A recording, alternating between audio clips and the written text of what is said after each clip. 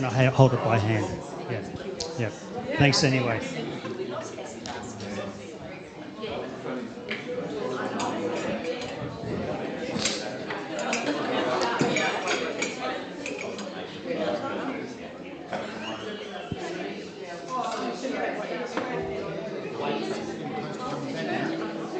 Great to see you all here this morning.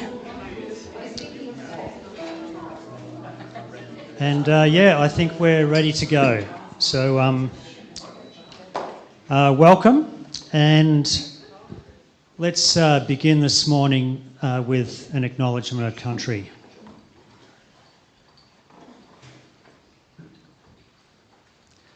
As we start today, I would like to acknowledge the traditional owners of the land on which we are meeting today, the Wurundjeri people of the Kulin Nation, and pay my respects to their elders past, present and emerging.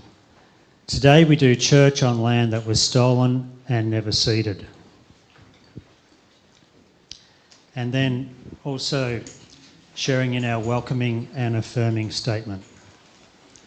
Hartwell is a fully affirming community and fully committed to being a safe place for all people who are connected to this community, regardless of gender, sexuality, family background, economic situation, regardless of how old you are, where you come from, what abilities you have, what languages you speak, what religion, spiritual path, tradition and ethical conviction. Everyone is welcome here, and we want everyone to feel safe here. As we come into this space this morning, let's just spend a few moments in quiet and stillness. Feel free to close your eyes if you'd like to, but let's just sit where we are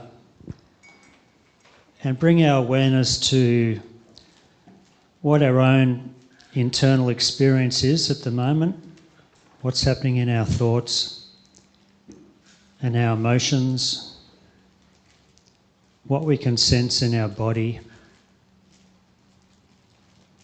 and just being still as we prepare to come in and share this space this morning.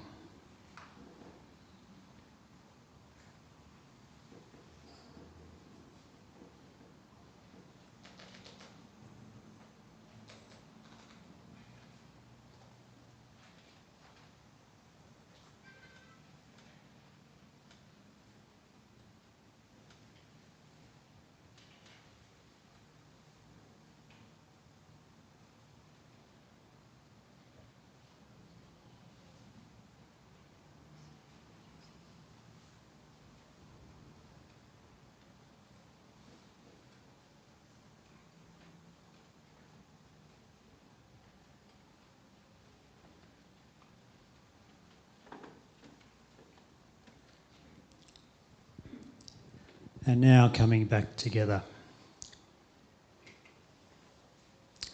Great to see you all here this morning. I see it's almost standing room only. We've got seats down the back there. And welcome to those who are joining us online as well. And great to see so many people here in person. And I think I saw Dave around somewhere. Oh, there he is. Great to have you in person, Dave. Yeah. Oh, hi, Lil. Nice to see you. Well, great to have you here as well. I thought we might just do a roll call this morning. So we're a bit microphone challenged this morning. So this is the lectern one, but we're having trouble attaching it to this because it's not the usual one. But we do have a roving one as well. So I thought we might just whiz around. And Bobby, would you mind carrying this one around to the different tables? And what we'd like everybody to do is just say their name into the microphone. So for those of us who are here this morning who can't see very well, they'll know who's here, but also for those who are online, they'll know who's here as well. So if you could pass that one's on, yep. If you can pass that to Janine, and then we'll move around the room. Janine. Robin. Sarah. Chris. Danny. Katrina. Peter. Trevor. John. Sue. Anne. John. Judith. Julie. Tim. Rosemary.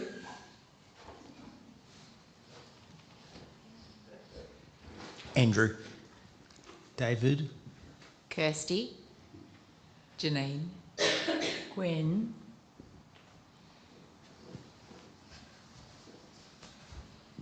Barb M. Michael. Chris. Maria. Lily. Brian.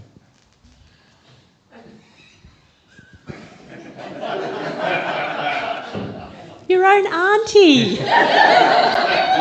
Carolyn. Bobby Harrison.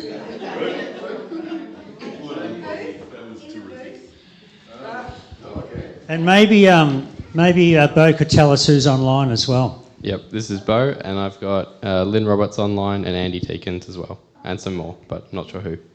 Great. Okay. And did we get to? We've still got the front table. Yeah. Don't worry, we're not going to be forgotten. Bit of quality at the end. Hi, it's Barbara. And Meryl. And up the front. Cole. Yeah. And Bobby. Good at work, Bobby. Thanks for that, mate. That's really good. I can see some people tucking into the some really yummy Christmas fare there. And it's been a busy weekend for a number in our community this weekend with the Christmas market on. Marie and I popped in for a little while yesterday. It was great to see all the people who were there, all the amazing produce, and people enjoying it as well and enjoying the space. And Maria didn't even recognise Michael as Father Christmas, but I wasn't there. Oh, well, sorry, I shouldn't have said that. Do we have an update on how much money was raised at this stage? Between 6,000 and 7,000. Wow, between six. Yeah, that deserves a clap. There's produce out there from the market. Right, thank you. Yep. That's amazing. Wow, well done. Moving on to this morning, it's an interesting theme this morning, 3 pagan kings, question mark. I really appreciated a couple of weeks ago when Brian talked a little bit about what the word pagan means. Because anyway, growing up I always sort of thought it meant something not very nice and something to stay away from as a good Christian boy. But it was fascinating to hear that it really, back in the day, just meant rural or someone from the country or, lived out of the city. So looking forward to exploring that further this morning, and particularly the 3 kings or the 3 wise men or the Magi. So I had to check with Brian earlier this week how you pronounce Magi.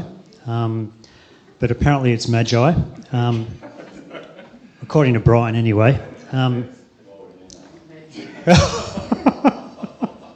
But personally, I've always been unsure about how to pronounce it, and I always got confused too by that brand name, for the seasoning and the noodles, which is the double G. And I believe that's pronounced Magi. Magi, yep. So not Maggie or... certainly not Maggie, but yeah. So we got Magi and then Magi. So get it right. Yep. So I'm sure Brian will enlighten us some more as we go along with that. I'd now like to ask Carolyn to come up and light the Christ candle for us. Thanks, Carolyn.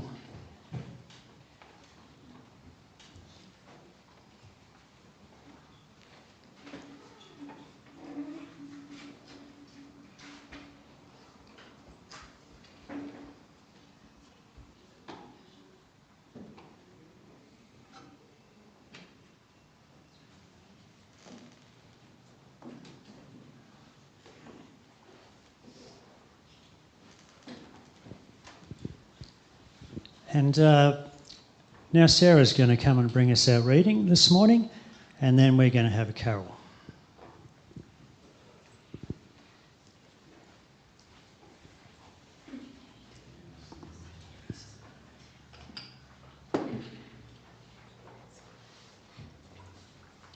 In the time of King Herod, after Jesus was born in Bethlehem of Judea, wise men from the east came to Jerusalem asking, "Where is the child who has been born King of the Jews? For we observed his star at its rising and have come to pay him homage." When King Herod heard this, he was frightened, and all of Jerusalem with him. And calling together all the chief priests and scribes of the people, he inquired of them where the Messiah was to be born. They told him, "In Bethlehem of Judea, for so it has been written by the prophet.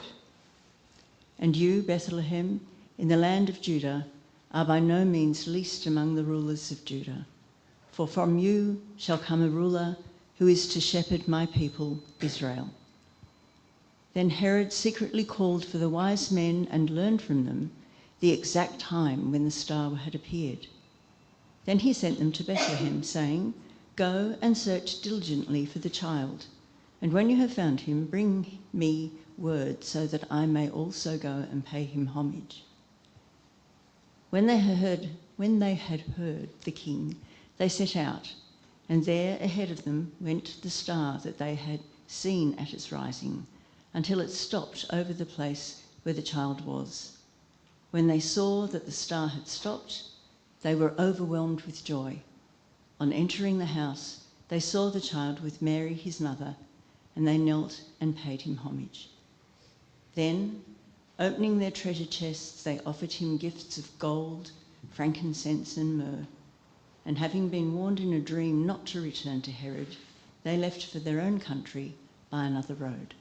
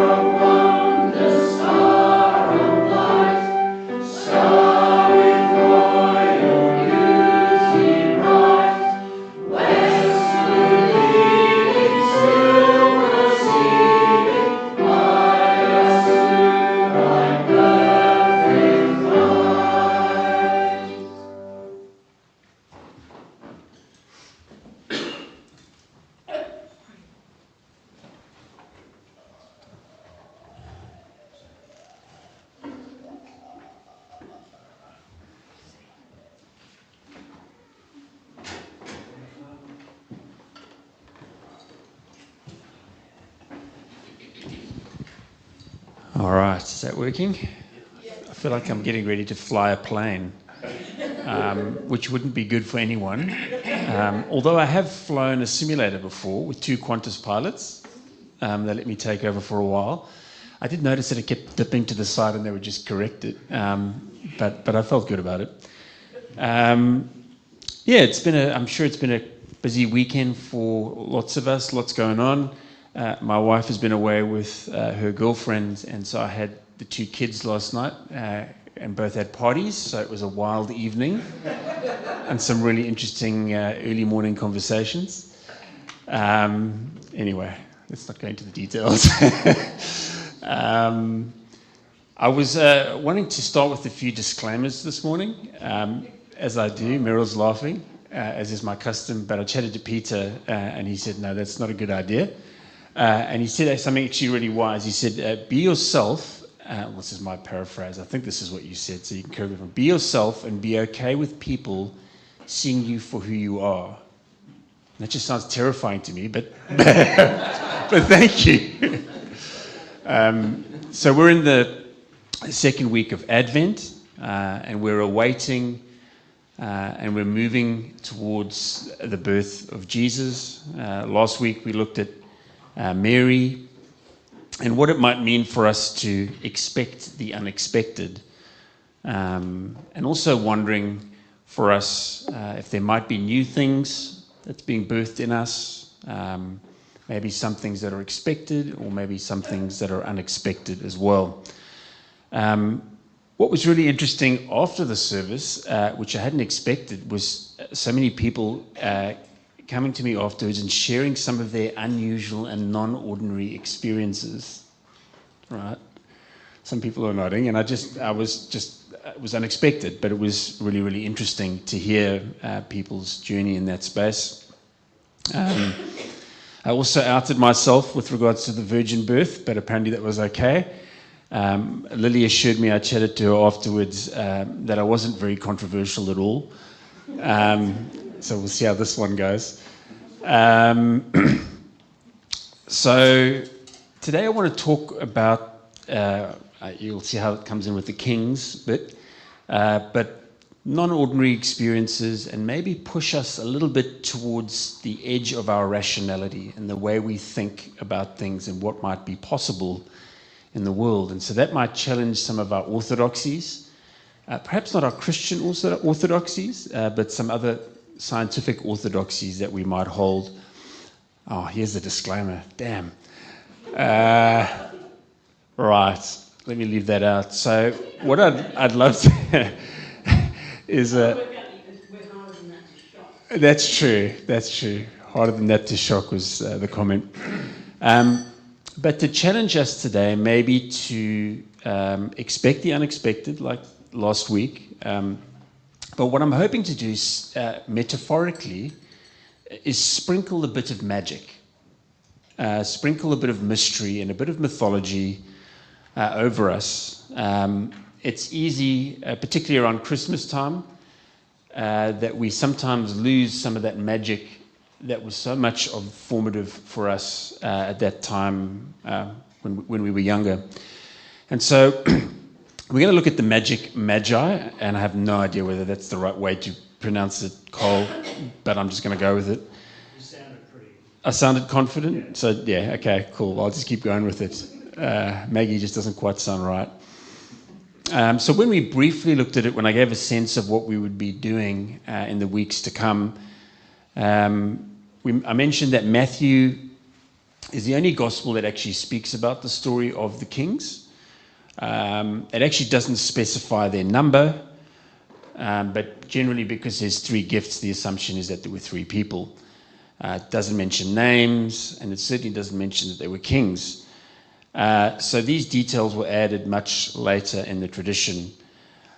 In our journey at Christmas, getting to this pagan idea that Cole was mentioned, I mentioned it a few weeks ago and mentioned that this word pagan, because the assumption that these are kings that have come not from within Jerusalem and not from within Israel, but from the pagan world, or the world outside of traditional Judaism. And so that word pagan, as we know, is kind of the idea of rustic, right? So outside of the urbs, the suburban world, I know rustic sounds really nice to me, but the idea that it's outside of the city, it's probably slightly dangerous, and that's where the word came from. Generally, because the Christians were all mostly becoming Christian in the cities. And what was happening outside outside of the cities was that the traditional Roman gods were still being worshipped, right? So that's the pagans out there further afield. Now, out in the fields or further afield, there's a French philosopher called Michel Foucault. I think I've mentioned his name a few times. He speaks about this concept of straying further afield. And what he means about that is being open to the things that we don't expect, exposing ourselves to ideas or places or people that are not generally the way we think about the world. And he said that that's a wonderful way to grow as a human being. He would always talk about our lives being works of art. It was the way he spoke about them. And so what are we adding to the picture of our lives? He said what we need to do is to stray further afield. So we're going to stray further afield today. A little bit with these pagan kings and see what happens. One of the things I've loved about my time at Hartwell, which is getting on to 11 months, I don't know, something like that, is the sheer range and diversity of conversations that we can have in this place. And yes, very few things shock, which is the comment that was made. And it's actually really unusual. So just again, to remind ourselves that this is actually something we can celebrate and be grateful for. So let's stray further afield. The term Magi derived from the Greek word magoi, which is all very exciting, again, which referred to the priestly caste of Zoroastrianism in Persia, known for their astrology and dream interpretation. The early Jungians. No, that's not nearly true. But thank you for laughing. Who laughed? That was great. I mean, how many churches mention Zoroastrianism 3 weeks in a row? I mean, that's pretty cool. I don't think I've ever heard Michel Foucault from the pulpit. Yeah, Michel Foucault from the pulpit. That's true. I think I mentioned him sometime early in the year. Now, there's probably a reason why Matthew's gospel is referencing the Magi, to emphasize that Jesus is a king for all nations. And the gifts kind of speak to Jesus' royal status. And Matthew's certainly trying to contrast Herod as the king pretender of the Jewish people, with Jesus being the real king. And in many ways reminding us that Jesus is the new Moses, in some ways, right? So you can see that many ways in Matthew's gospel, but particularly when it comes to what was known as the massacre of the innocents. So which again is unique to the Gospel of Matthew. But this episode describes King Herod's order to kill all male children in Bethlehem and its vicinity who are 2 years old or younger. Right, so again, echoes of Moses that you want to hear here. Now, for me, again, I don't personally feel like I can affirm a lot of these things as being literally real. And whether Matthew does is an interesting question in itself. But regardless, I think what Matthew's trying to do is to remind us of the importance of Jesus. And particularly, he was writing for a particularly Jewish audience. So again, feel free to disagree or agree with me on that. But what grabs me about the story of the Magi and their magic, if you want to use that word, is the intentionality that they bring to their lives and to the things that they do. They're in the story, they're quite fringe, they're from the outside. But there's something about the way they move in the world that cultivates an attitude or an openness to the unexpected and the unusual. When you think about following stars and when you think about dreams and interpreting dreams, that's perhaps unusual. Maybe not for the time, but for many of us in this room. And so I think for them, they're not surprised that there's a star that's moving in the sky. And they use the kind of trying to understand the stars to discern what's happening in the story and in their own lives. So there's an intentionality that they bring. Now, the Magi are looking at the stars. I'm not asking you to believe in astrology, although if you do, that is actually totally fine. Some people are nodding, yep. Yeah. It's not something I personally affirm yet. Okay, just leave it at that. I've developed a friendship recently with someone who's become a partner of a friend of ours that we know. And she has a very sophisticated understanding of astrology. So I'm trying to learn from her in terms of the way she moves in that space and things. And, you know, Chinese and Indian traditions where one's birth in relation to the stars are often seen as very important, right? All I would say is that there's probably fringe and quack astrologers as much as there's fringe and quack Christians in this space. And I know from some conversations with people in this community that there's people who do value astrology, right? But I know there's also materialist reductionists amongst us, right? Where everything can be reduced to material reality. I would say that many conservative and fundamentalist Christian theologians and Christians wouldn't like either of those two.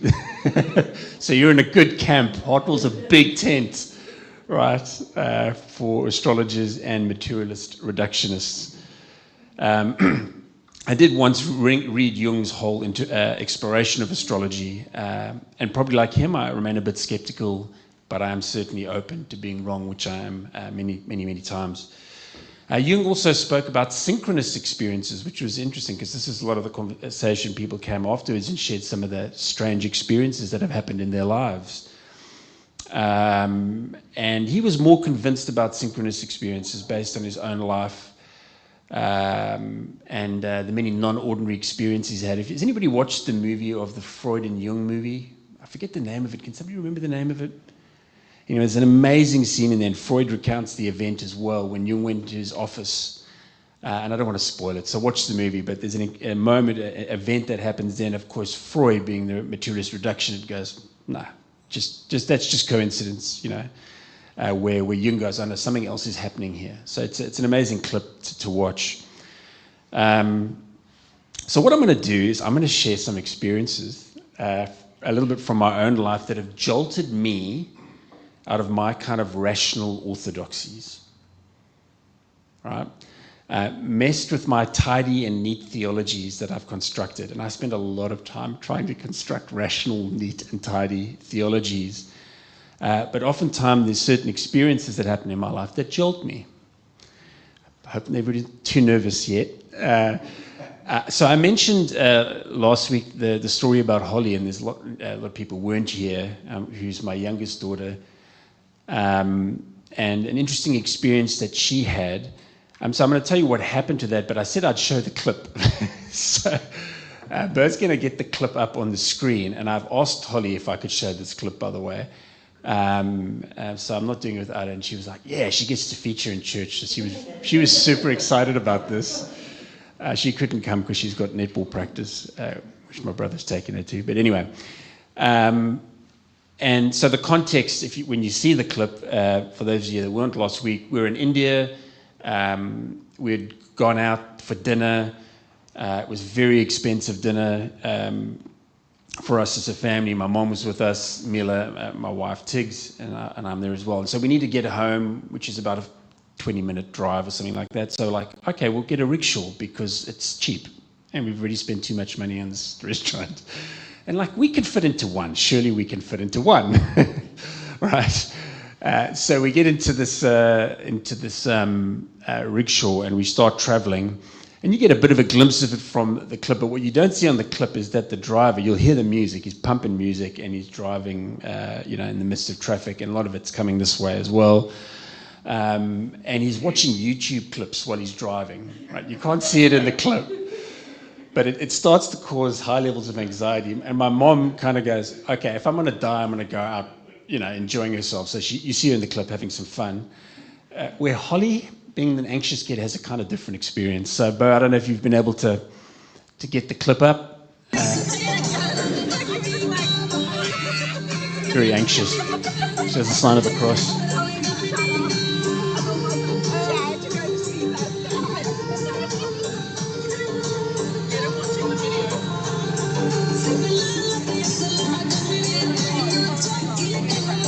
Whenever I want to re-traumatize Holly, I play that song over.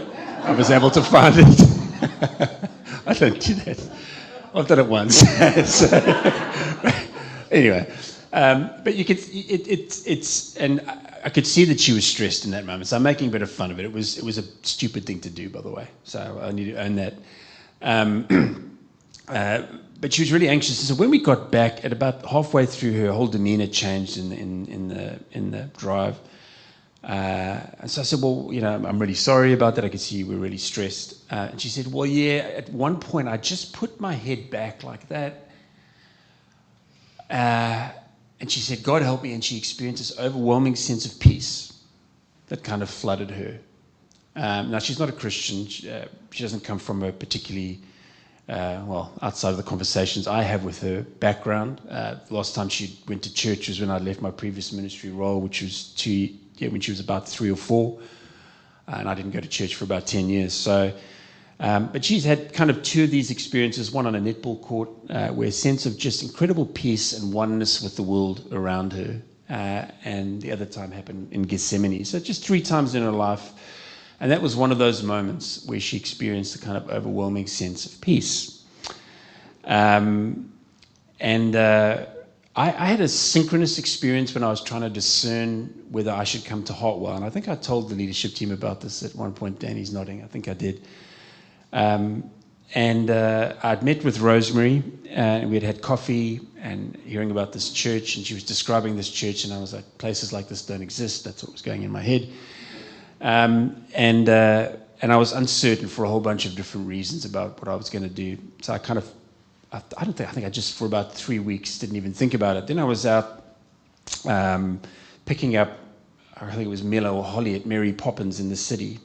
And I'm standing outside of the Mary Poppins sign. I thought, okay, I should at least do a little bit more research on this place. I go to Google and I type in Hartwell Church of Christ. And do you want to bring up the screen? And that's what comes up, right?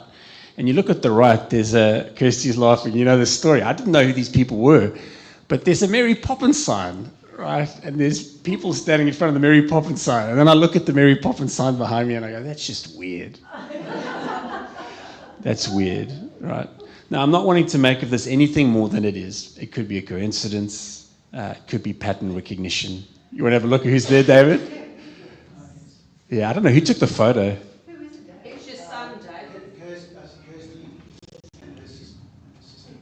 Yeah. Yeah? Yeah, that's your mom? Grace? Yeah, I saw you there, Bobby. You're the star in the middle. And my auntie, Flippy. Yeah. Anyway, that night I thought, okay, I should have another conversation. So, again, whatever happened there, who knows? But I decided to have the conversation. And here I am. So, anyway. And then the other really strange experience, and then I'll stop talking about my strange experiences, was when I was undergoing chemotherapy, so going back about 10 years ago, and I always like to have pilgrimages, but I couldn't really walk because chemotherapy. So I drove to this place far out, and I was driving home, and it was dark, and I'm going down the road, and I can feel my car kind of tilting to the left a little bit, and I think I'm terrible with cars and knowing what to do, so it's tilting. So people are flashing their lights behind me, says something, and they pulled over and he says, something wrong with your tyre, you've got to get off the road because you're going to have a problem. So, great, okay, get off the road. So I pull over in the middle of nowhere, phone RACV, and ultimately a big truck had to come. And as the truck arrives, I get out of the car and collapse. I literally collapse, and I just start getting I'm really sick, vomiting, and going, and this poor guy saying this guy's drunk. Like, RACV go, oh my gosh, what have I landed with, you know? And I thought, oh, okay, I'm thinking, okay, I've got cancer, chemotherapy. I was like, I'm probably dying, was what went through my brain. Like, I think I'm dying. So I thought, I'm going to try phone my wife one last time. And I tried to dial the phone, and the world's spinning, and I just can't dial, so I kind of give up. And then I look up to the hills, and I think, okay, I'm going to die. And then this amazing sense of peace that kind of came over me that I wasn't expecting in that moment, and just this overwhelming sense that my kids were going to be okay. And it sort of came from nowhere, and it was a wonderful thing to happen. Luckily, I was taken in an ambulance. What I'm curious about is I'm really glad the wheel took me off the road. And I can't quite figure out that, because I don't think I would have wanted to have that collapsing moment while I was driving. Anyway, I have no idea how to make sense of all of these things. But many of the things that I've mentioned, and those are just a few and other conversations that I've had,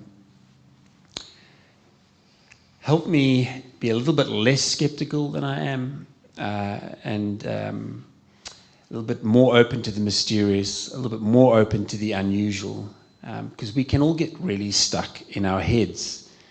And the danger when we get stuck in our heads is that sometimes we might miss the star, we might miss the angel, although most of the time these things kind of come unbidden. So the question for us today, if you feel comfortable asking it for yourself, is there more to what we can see and understand in the world around us? You don't have to answer that, but in your own heart, maybe just sit with that for a while. Is there more to what we can see and understand in the world around us? I'm just going to give you 5 seconds to sit with that.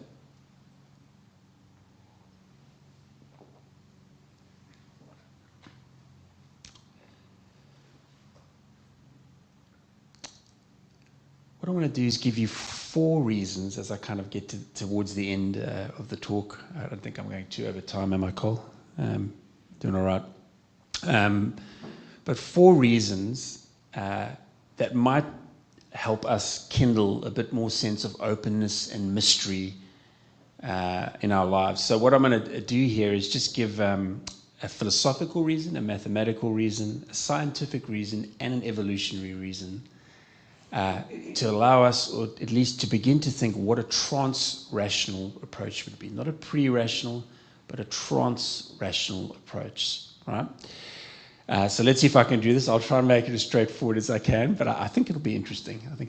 So the first one is mathematics. Sometimes we think that maths will solve all the problems, not solve all the problems, but maths will give us a complete picture of the world. We'll finally be able to map everything in the world. It'll give us a theory of everything in the world. This has been tried before. It was done by Bertrand Russell and Alfred North Whitehead. They wrote a book called Principia Mathematica at the beginning of last century. It didn't work out so well. They gave up on that experiment. In fact, Bertrand Russell had an odd experience himself in his own life that changed him, and I won't go into the details of that, outside of the fact that his wife said he was a much nicer person and he was really good with children. He thought he hallucinated, right? But it certainly changed his life.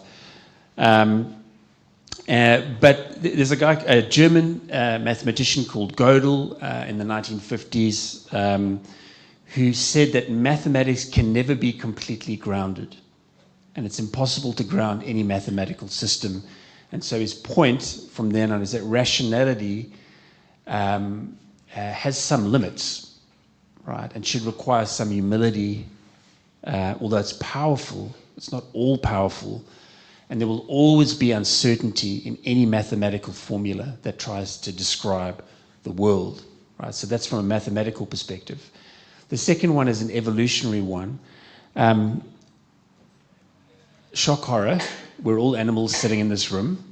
We're related to the animal kingdom. We've evolved from simple-celled organisms all the way through to complex systems within our bodies.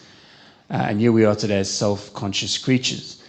And we have apparently 5 senses. But there's a real danger, I think, when we think that those 5 senses are going to give us a complete picture of the world around us, right? That actually skirts dangerously close to six-day creationism and fundamentalism, the idea that we are created perfectly with 5 senses to fully understand the world around us. We've evolved our senses to survive, right? Which doesn't mean it's not helpful. It's incredibly helpful, the senses that we've developed from an evolutionary perspective. But there's a danger when we then think, oh, that must be we can now see everything and know everything that's happening in the world, right? So an evolutionary reason to say, let's be a little bit more open. And this is a little bit more out there, but, well, not really, it's actually really scientific, but quantum mechanics. So quantum mechanics challenges us in at least 3 ways, right? So when we go right down to the closest we can get to the fundamental nature of reality, the rationality begins to break down. We look at a quanta and it is both a wave and particle at the same time. So how is that possible? How can something be 2 things at the same time? And worse than that, as soon as we try to measure it, it's as if the quantum gets nervous and does something else, right? So there's something about an interaction with the world which is really intriguing. If you take a quantum and you separate it, you take one to the far side of the universe and the one to the other side of the universe, and you turn that one on this side, it'll turn on the other side to the quanta that it came from, right? Einstein didn't like this.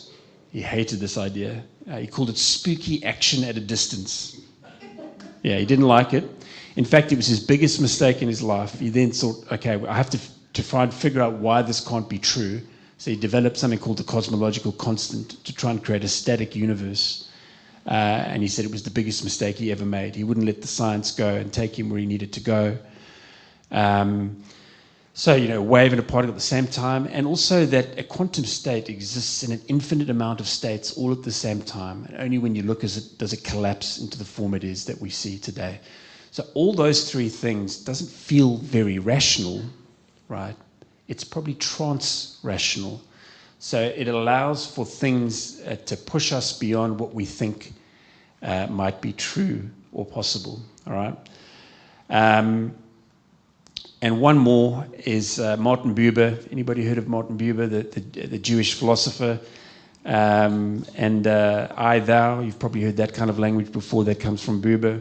When he was 14, he was used quite strong language. I'll be careful I won't use that language in this context. But it really distressed him when he tried to think about the universe and its beginning. I don't know if you guys have had that experience when you're looking at the stars at night and you go, well, where did it all come from? Or when was the beginning? And so that was Martin Buber's big idea. He said there's 2 options. Either something has existed forever or something had a beginning. And he said both ideas are completely absurd, but one of them has to be true. Right? And he wrestled with this as a 14-year-old, as you do as a 14-year-old. And he was able to move past that. But what I want to say to us today is that sometimes we can get stuck in a very, sometimes Christians get stuck in a pre-rational space. And many of us would know what that's like growing up, where you get told you have to believe a whole bunch of different things that it doesn't feel makes sense, right, for a whole bunch of different reasons. It's a pre-critical space. Sometimes, though, in the progressive space, we can get stuck in a rational space too much. And so if anybody's familiar with James Fowler's Stages of Faith, he talks about that, and there's been some critique of that, but put that aside for the moment. But Fowler suggests that we need to even move past an overly rational space, sometimes as Christians, a faith that embraces paradox, complexity, and mystery. We're open to perspectives outside of our traditions, and we're less dogmatic with the things that we hold. Paul Ricoeur spoke about a second naivete. I don't know if you ever heard that term. But it's so not the naivete that we held in a pre-critical space, but takes seriously the scientific thinking and the world around us, but pushes us into a kind of a trans-rational second naivety that we're open to the unexpected or things that we might not understand. I'm not going to get through all of this. So what I'm going to do is close with this Mary Oliver poem that's also appeared 3 times. I think Sarah started it a few weeks ago, last week, and we'll do it this week. Because it's about moving beyond certainty and rationality. And so again, maybe before I just read the poem, I'm hoping that some of the experiences I shared, not that we need to chase experiences, not that we need to base a whole bunch of dogmatic statements on our experiences. That's what religions tend to do. They have an experience and then they dogmatize it, and then you can't get past that, right? But simply this Christmas to say, maybe there's more going on than meets the eye. And how do we kind of create an openness in the way we move through the world and with ourselves to be open to that? So, if you want to close your eyes, I'm just going to read this part of the poem, actually. I won't read the whole poem. And I might just read it over 3 times as we close.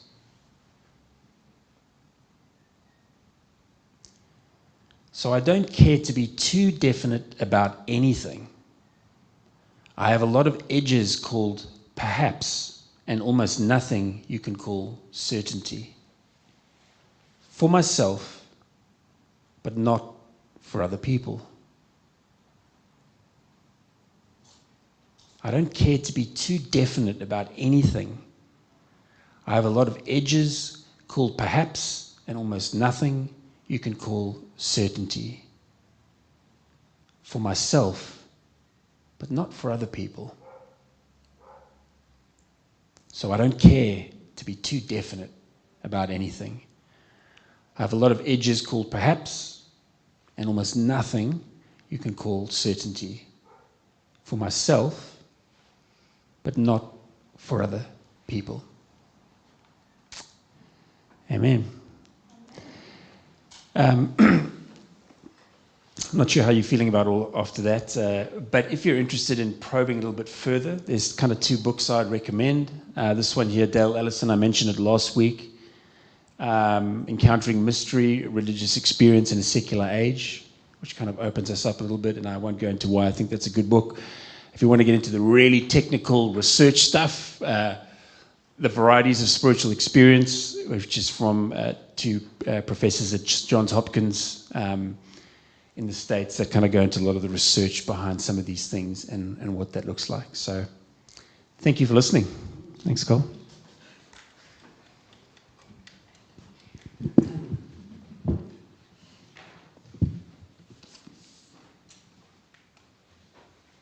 Thanks, Brian. That was a bit of a physics lesson.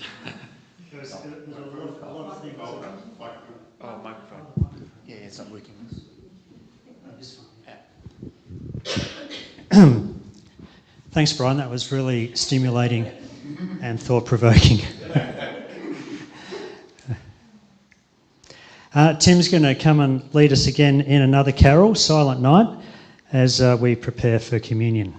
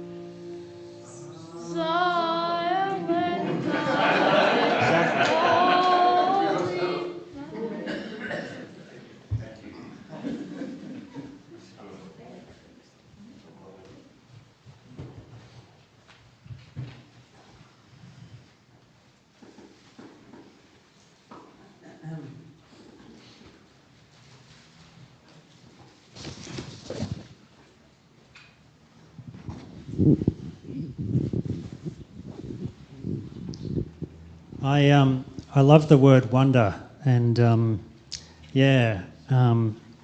appreciated you sharing around some of those reflections and experiences this morning, Brian. The wonder of life and the wonder of our fellow friends and family and human beings that we travel with on this planet. I remember David Brooker speaking about wonder too, and just encouraging us to take a moment and just be amazed by the fact that we're alive and that we can be in relationships and connect with people. Jesus had a sense of wonder about him. He also communicated a real curiosity and interest in people.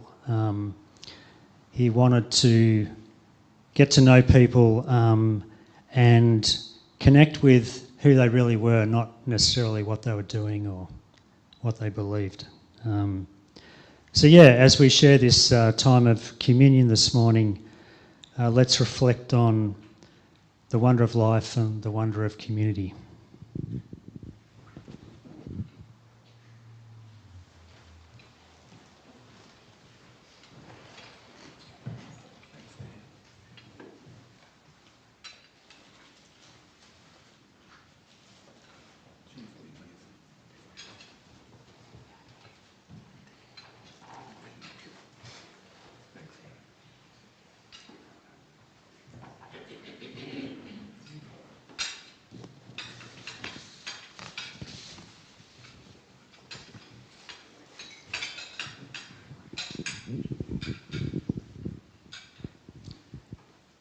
Brian's now going to come and lead us in a prayer.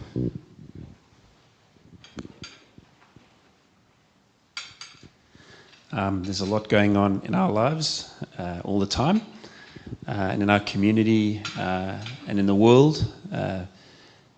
Sadly, these days it feels like there's a new war breaking out every other day, and we've seen what's been happening in Syria.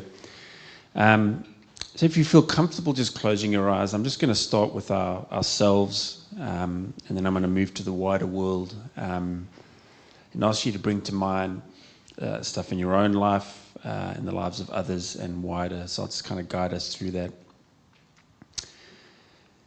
as our prayers. So if you can bring to mind something in your own life that you are battling with at the moment.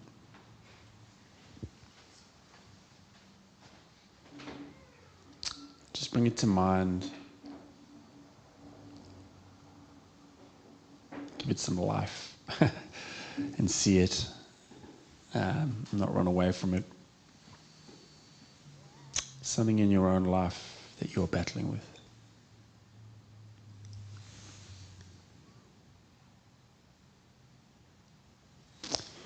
Hear our prayers. Next, maybe bring somebody to mind in the Hot World community that is going through a really difficult and challenging time right now. Just bring them to mind. Bring the issue to mind. Maybe their face.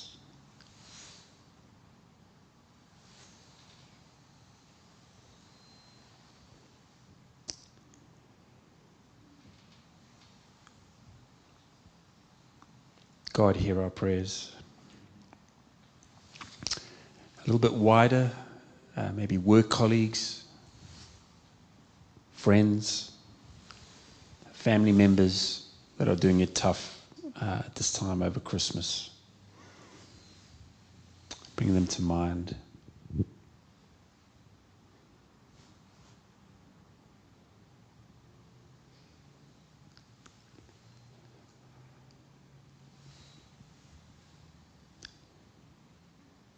God, hear our prayers. And then lastly, cast your gaze as wide as you can around the world and bring to mind whether it's a person or maybe a situation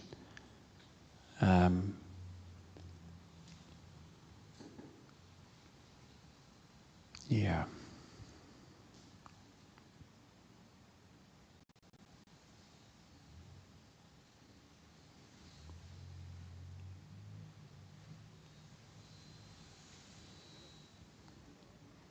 God, hear our prayers.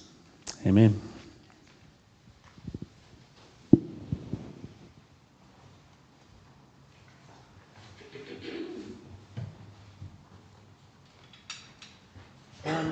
Time for any notices? Sorry. Gee. Time for any notices, I believe. Trine, did you have something? Oh, Carol? Just wanted to give you an update about number 3. We have a new resident, Julie, who's in the process of moving in, and she's moved in. Okay, so that must have happened over the weekend. So she's moved in with Ros, and just keep them both in mind. And that both Ros and Julie have health issues and need a bit of support. And as we do every year, we collect items to provide a food hamper for them, at like a Christmas hamper. Ros doesn't want it, but I think Julie would like it. And I think if we put things in that are just practical things, Ros doesn't do a lot of cooking, so not so much pasta and that sort of thing, but biscuits, maybe some drinks, maybe some ham, cheese, some useful things like that. Coffee, they both love coffee.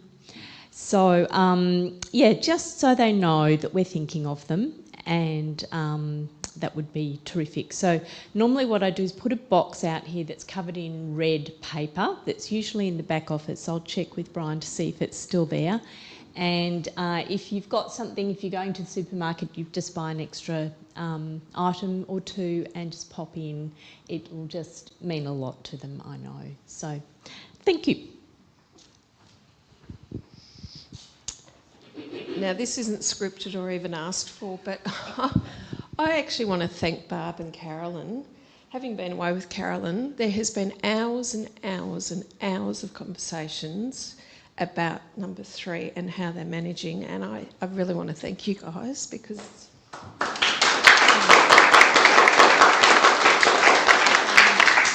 you know, Barb, who Carolyn just has to ask once and has everything in control, and Carolyn, who is really settling their mental health down. So, yeah. But apart from that, GMP. So our gifts, again, there's a whole stack of them. This is where you can buy vouchers for a chook, for school things, there is just a whole load of stuff you can order, that if you want to give your children or your grandchildren or your neighbours a little gift, grab a brochure and there's a book, and they send it out to you with a lovely card that you can put in an envelope and give to them. Then the other thing I said to Brian, you know, for years we've done the big Christmas Bowl thing where every week we stand up and we talk about the good work that Christmas Bowl does. And Brian hadn't done this much, but we have done it here. And every week we used to stand up and we used to sort of read out what they did. But some of the stuff I'm just going to go through, they're doing preventing displacement in Indonesia. They're supporting the families who are internally displaced at Gaza. They're providing safety for exile for Syrian and Palestinian refugees living in Jordan. They're supporting Sri Lankan families to return home after years of being displaced. They're celebrating, so it's their 75th year this year, a safe place to call home in Zimbabwe.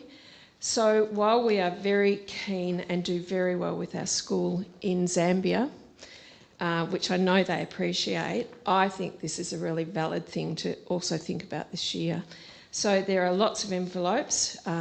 John, who is the treasurer, who doesn't know this yet, has the form to fill in and deposit all the things. So we don't traditionally do offering, but we may have to think about leaving a bowl out if you want to put in your thing. I think there's probably ways of donating online as well, but maybe we'll we'll let you know that as well. So just, you know, I think with Brian saying there is just so much war and displacement in the world. Christmas Bowl, I do believe, is trying to address some of those issues. So, keep those in mind, and I'll put them out. I don't know where we'll put them out, but we'll put them out somewhere where even maybe people who come to the church who aren't involved in the church could maybe have a look at as well.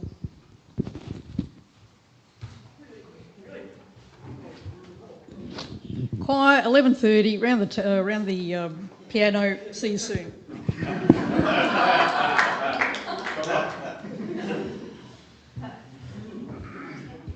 That was Meryl, in case you're wondering who that was.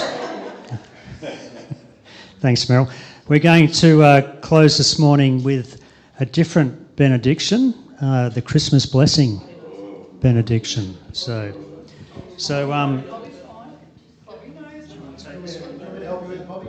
No,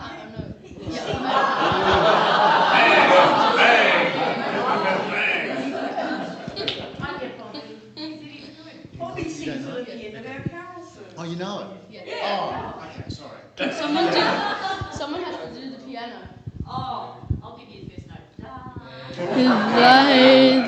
May the God walk with you and heal and hold you tight. May the eye of God rest